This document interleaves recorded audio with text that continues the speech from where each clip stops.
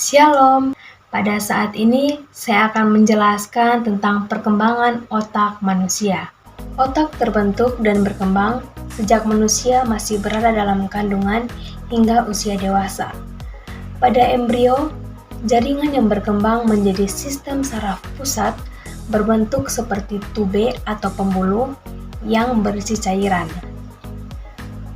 Selanjutnya, embrio pada usia 1 bulan terdapat 3 benjolan yang akan berkembang menjadi yang pertama, forebrain atau otak depan, yang kedua, midbrain atau otak tengah, dan yang ketiga, hindbrain atau otak belakang.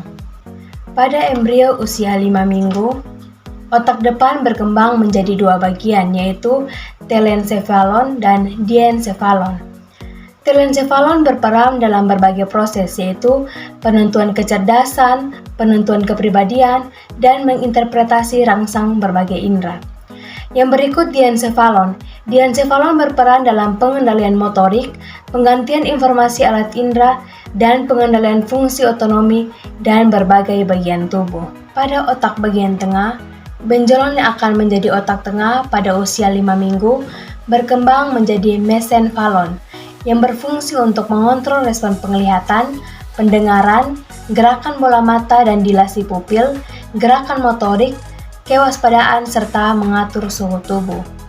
Dan pada otak belakang, benjolan yang akan menjadi otak belakang pada usia 5 minggu berkembang menjadi 2 bagian, yaitu metencephalon dan mielencephalon.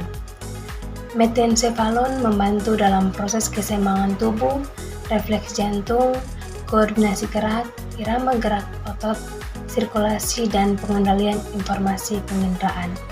Kalau mielencephalon berperan sebagai pemancar menghubungkan otak besar ke saraf tulang belakang dan mengirim dan menerima pesan. Yang berikut perkembangan otak manusia dari embrio ke dewasa. Yang pertama, telencephalon. Telencephalon berkembang menjadi cerebrum atau otak besar. Otak besar atau cerebrum ini terbagi menjadi 2 bagian, yaitu otak kiri dan otak kanan. Yang berikut diencephalon. Diencephalon terbagi menjadi 3 bagian, yaitu talamus, hipotalamus, dan epitalamus. Yang pertama, talamus bertindak sebagai pemancar untuk hampir semua informasi yang datang dan berjalan di antara otak dan seluruh sistem saraf di tubuh. Yang kedua, hipotalamus. Hipotalamus berfungsi untuk memastikan dan mempertahankan semua sistem tubuh tetap berjalan stabil. Yang ketiga, epitalamus. Epitalamus berperan dalam mengatur emosi, perilaku, dan memori jangka panjang. Yang berikut, mesencephalon. Mesencephalon berkembang menjadi bagian otak tengah. Otak tengah sendiri berfungsi sebagai pergerakan mata dan bagian pendengaran. Otak tengah juga berfungsi sebagai bagian visualisasi yang didapat dari mata dan suara yang didapat dari pendengaran.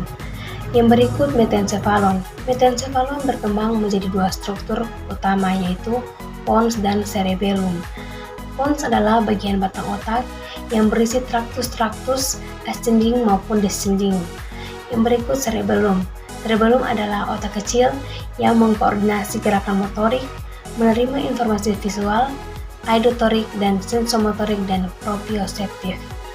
Yang berikut, mielencephalon. Mielencephalon berkembang menjadi medula oblongata yang terdiri dari banyak traktus yang membawanya ke sinyal-sinyal bagian otak dari tubuh.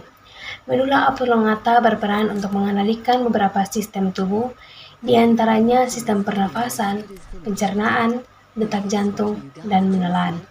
Sekian hasil penjelasan saya. Terima kasih. Shalom.